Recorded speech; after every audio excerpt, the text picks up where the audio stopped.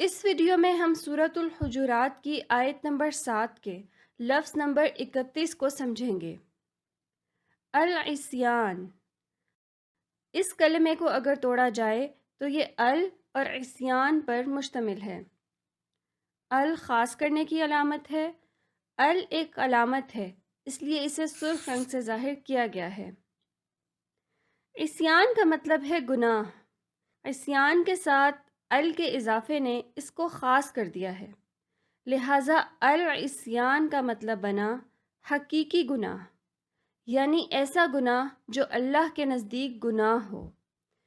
عصیان اصل لفظ ہے اور اسے کالے رنگ سے ظاہر کیا گیا ہے۔ یہاں یہ بات بھی غور طلب ہے کہ قرآن مجید کے لفظ عصیان اور اردو کے لفظ عصیان دونوں کا مادہ عین، صاد اور نون ہے اور دونوں کا مطلب گناہ ہے، لہٰذا قرآن مجید کا لفظ عصیان اردو کا لفظ عصیان بنا ہے۔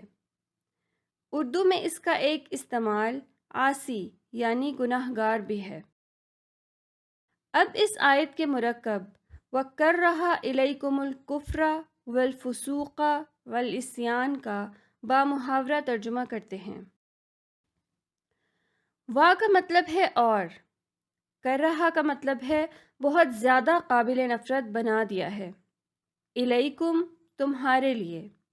الکفرہ کا مطلب ہے حقیقی کفر، وا کا مطلب اور، الفسوق کا مطلب حقیقی فسق، وا کا مطلب اور، یہ سب ہم اپنی پچھلی ویڈیوز میں جان چکے ہیں۔